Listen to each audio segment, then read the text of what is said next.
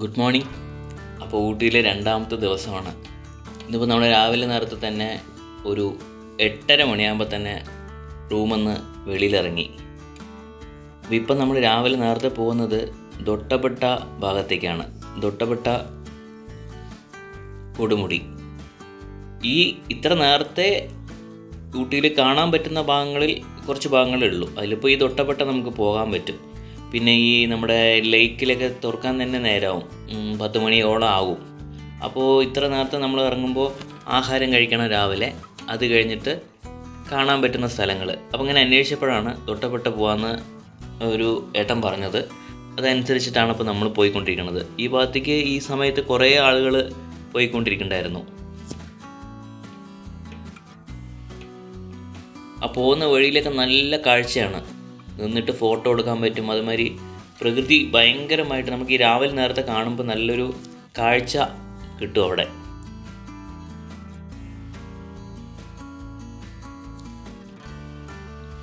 ഇതൊരു ഹിൽ സ്റ്റേഷനാണ്. Ooty മുഴുക്കെ hill station തന്നെ. പക്ഷേ ഇത് തൊട്ടപ്പെട്ട എന്ന് പറയുമ്പോൾ ഊട്ടിയിൽ തന്നെ ഏറ്റവും ഉയരം കൂടിയ ഹിൽ സ്റ്റേഷനാണ്. ഏകദേശം 8650 അടി ഉയരത്തിൽ സ്ഥിതി ചെയ്യുന്ന ഹിൽ സ്റ്റേഷനാണ് തൊട്ടപ്പെട്ട. ഈ ഭാഗത്ത് നിന്ന് കഴിഞ്ഞാൽ ഊട്ടിയെ ഫുള്ളായിട്ട് നമുക്ക് അവിടെ നിന്ന് കാണാൻ സാധിക്കും. പോകുന്ന രണ്ട് ഭാഗത്തും യൂക്കാലി മരങ്ങളെ കൊണ്ട് സമൃദ്ധമായ മലനിരകളാണ്.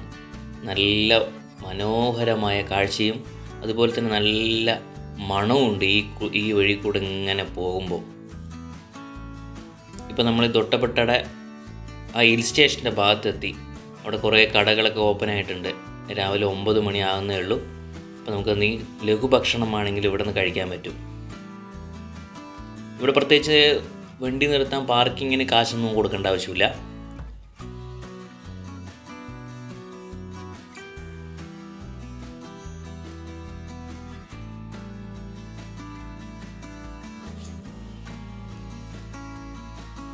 അപ്പോൾ അതിരാവിലെ ആയതുകൊണ്ട് തന്നെ കുറേ കടകളൊക്കെ അടച്ചിട്ടുണ്ടായിരുന്നു. കുറച്ച് കടകളെ തുറക്കുന്നുള്ളൂ.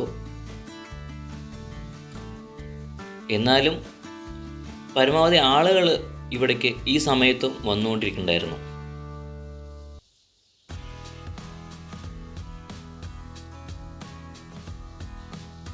നമ്മളിപ്പോൾ പോകുന്നത് ഏറ്റവും ഉയരം കൂടിയ കൊടുമുടി ഊട്ടിയിലെ. ഇപ്പോൾ ഇവിടെ നിന്ന് കഴിഞ്ഞാൽ ഊട്ടി പട്ടണം ഫുള്ളായിട്ട് തന്നെ കാണാൻ പറ്റും. അതിനുള്ള സൗകര്യം ഇവിടെ ഉണ്ട്.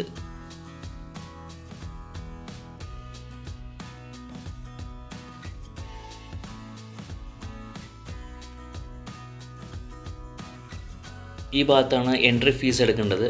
10 ഉറുപ്പികയാണ് ഒരാൾക്ക്.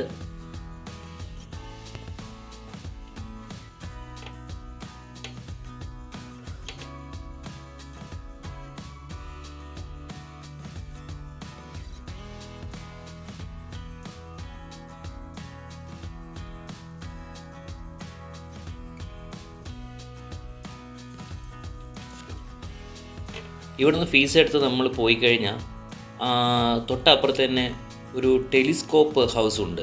അവിടെ നിന്ന് കഴിഞ്ഞാൽ നമുക്ക് ഊട്ടിയുടെ ചുറ്റുമുള്ള ഭാഗങ്ങൾ വളരെ വ്യക്തമായിട്ട് കാണാൻ പറ്റും. പിന്നെ ഇവിടെ നിന്ന് ഫോട്ടോ എടുക്കുന്ന ധാരാളം ആൾക്കാരുണ്ട്. ഫോട്ടോ എടുത്തു കൊടുക്കുന്ന ആൾക്കാരുണ്ട് ഇവിടെ.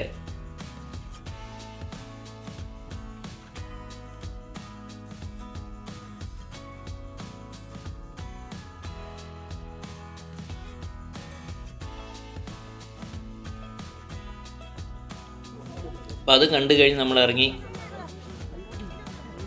സോയാബീൻ കൊണ്ടൊരു ഐറ്റം ഉണ്ടാക്കിയിരിക്കണം. നന്നായിട്ടുണ്ടായിരുന്നു. അത് വാങ്ങി കഴിച്ചു.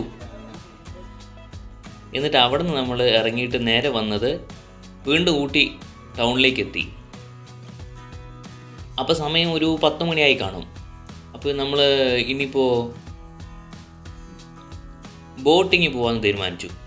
അപ്പോൾ അങ്ങനെ ബോട്ടിങ് പോകാനുള്ള ഭാഗത്തേക്ക് നമ്മൾ നടന്നു. കുറേ ആളുകൾ ഈ സമയത്ത് ബോട്ടിങ് ചെയ്തുകൊണ്ടിരിക്കുന്നുണ്ടായിരുന്നു.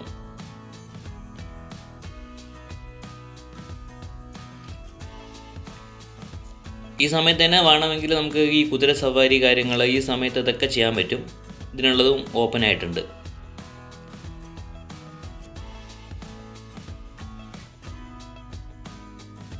അധികം തിരക്ക് കാര്യങ്ങളൊന്നും വന്നിട്ടില്ല, ഞായറാഴ്ചയാണ്, എന്നാലും അധികം തിരക്ക് കാര്യങ്ങളൊന്നും ഇപ്പോഴും ആ ഭാഗത്തൊന്നും എത്തിയിട്ടുണ്ടായിരുന്നില്ല.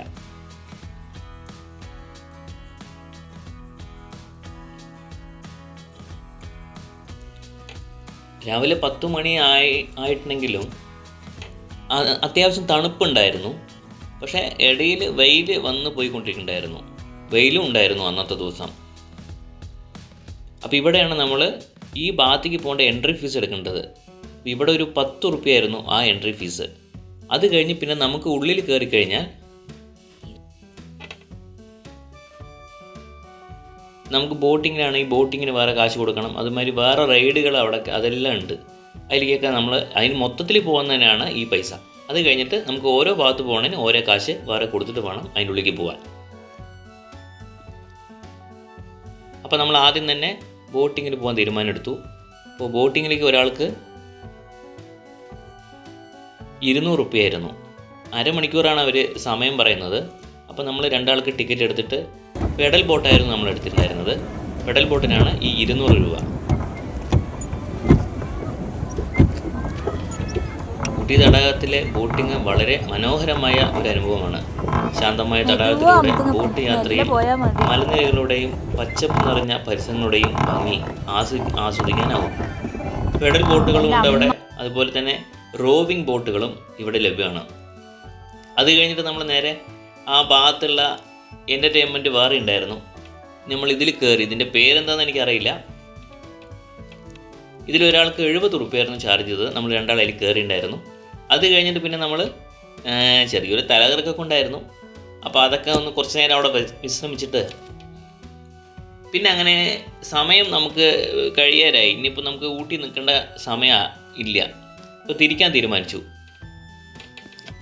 അപ്പോൾ ഊട്ടിയിലേക്ക് നമ്മൾ കയറിയ വഴിയല്ല ഇറങ്ങുന്നത്, ഇത് വേറെ വഴിയാണ്. ഇത് കോത്തഗിരി വഴിയാണ് നമ്മൾ ഇറങ്ങുന്നത്. ഈ ഭാഗത്തു കൂടെ വളരെ നല്ല വ്യൂസുകൾ കാണാൻ പറ്റും.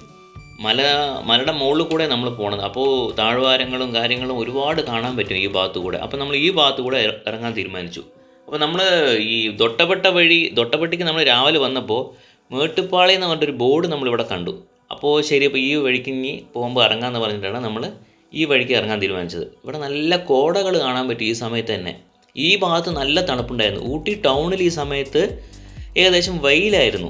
ഒരു 11:30-12 മണി സമയത്തൊക്കെ കുറച്ച് വെയിലുണ്ടായിരുന്നു. പക്ഷെ നമ്മൾ ഈ തൊട്ടപ്പെട്ട വഴി അങ്ങനെ കോത്തഗിരി ഭാഗത്തേക്ക് വന്നുകൊണ്ടിരിക്കുമ്പോൾ നല്ല തണുപ്പ് അനുഭവപ്പെട്ടു. ഈ തണുപ്പിലൂടെയാണ് നമ്മളിപ്പോൾ പോയിക്കൊണ്ടിരിക്കുന്നത്. നിങ്ങൾക്ക് ഈ കാണാൻ പറ്റുന്ന ഭാഗം ഈ കോത്തഗിരീൻ്റെ ടൗണാണ്. ഇവിടെ നിന്ന് നിങ്ങൾക്ക് ഊട്ടിയത്തെ ഈ ബർക്കി കാര്യങ്ങളോ ഇപ്പോൾ അവിടെ നിന്ന് നിങ്ങൾ വാങ്ങാൻ വിട്ട് കഴിഞ്ഞാൽ ഇവിടെ വന്ന് നിങ്ങൾക്ക് വാങ്ങാൻ പറ്റും. ഇത് ഏകദേശം ഒരു 20 കിലോമീറ്റർ അപ്പുറത്താണ് ഇപ്പോൾ ഈ കോത്തഗിരി നിൽക്കുന്നത്. ഇവിടെയും കാണാൻ പറ്റുന്ന ഭാഗങ്ങളുണ്ട്.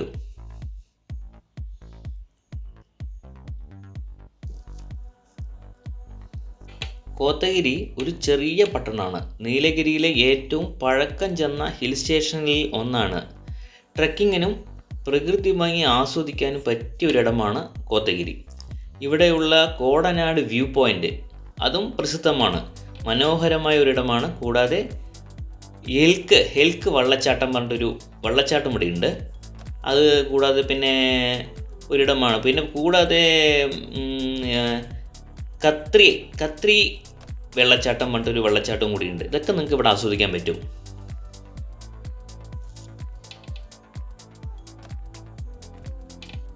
പിന്നെ ഇതുവഴി പോകുമ്പോൾ തന്നെ തേയിലത്തോട്ടങ്ങളും ഈ ഭാഗങ്ങളിലുണ്ട്. നമ്മൾ പോകുന്ന വഴിയിൽ തന്നെ നമുക്കിത് കാണാൻ സാധിക്കും. അപ്പം നമുക്ക് ആ തേയിലത്തോട്ടത്തിൻ്റെ ഉള്ളിലേക്ക് നമുക്ക് ഇറങ്ങിയിട്ട് ഫോട്ടോസ് എടുക്കാം, അങ്ങനെ കാര്യങ്ങളൊക്കെ ചെയ്യാം. നമ്മൾ കുറച്ച് എടുത്തിട്ടുണ്ടായിരുന്നു അവിടെയൊക്കെ നിന്നിട്ട്.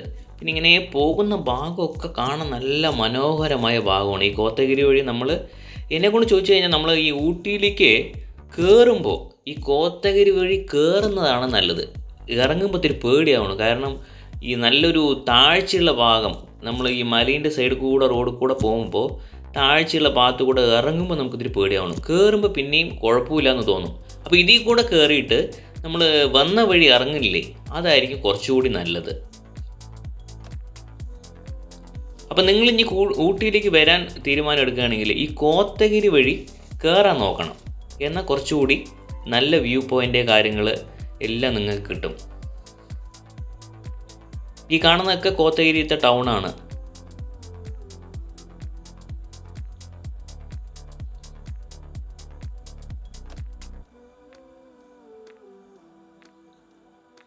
ഈ ഭാഗങ്ങളിലൊക്കെ നല്ല തണുപ്പുള്ള കാലാവസ്ഥയായിരുന്നു. ഏകദേശം ഒരു 3-3:30 മണിയായി കാണും.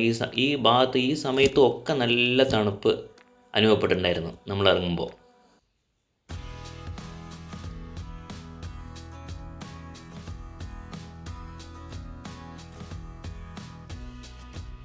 മനോഹരമായ കാഴ്ചയാണ് കോത്തഗിരി ഭാഗത്ത് കൂടെ നമ്മൾ ഇറങ്ങുമ്പോൾ. ഞാൻ പറഞ്ഞ ഈ ഭാഗങ്ങളിൽ കൂടെ നമ്മൾ ഇറങ്ങുമ്പോൾ ചെറുതായിട്ടൊരു പേടി തോന്നും. കാരണം നല്ല താഴ്ചയുള്ള ഭാഗത്തിൽ കൂടെ നമ്മൾ പോകണ മാതിരി തോന്നുക. കയറുമ്പോൾ അത്ര ബുദ്ധിമുട്ടില്ല എന്ന് തോന്നുന്നു. അതുകൊണ്ടാണ് ഞാൻ പറഞ്ഞത് ഊട്ടിയിലേക്ക് വരുമ്പോൾ ഈ വഴി കയറാൻ നോക്കുക.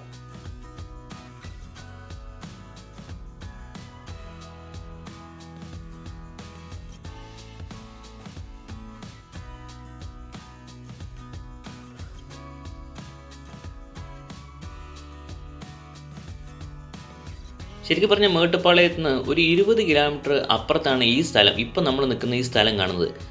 ഈ മേട്ടുപ്പാളയത്തെന്ന് പറഞ്ഞാൽ ചുരുങ്ങിയതൊരു 45 ഡിഗ്രി ചൂടാണ്. എന്നാൽ ഇവിടെ ആണെങ്കിലോ നല്ല തണുപ്പും. പ്രകൃതി ഭയങ്കരം തന്നെ അല്ലേ.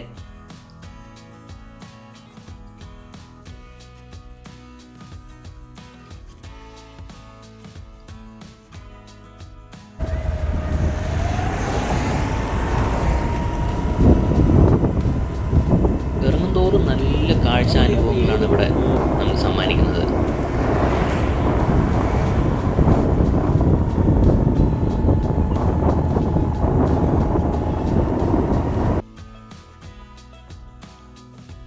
അങ്ങനെ ഏകദേശം നമ്മളൊരു 4 മണി സമയത്ത് മേട്ടുപ്പാളയത്ത് എത്തി. നമ്മൾ മുകളിൽ നിന്ന് അന്നത്തെ ദിവസം കാര്യമായിട്ടൊന്നും കഴിച്ചിട്ടുണ്ടായിരുന്നില്ല.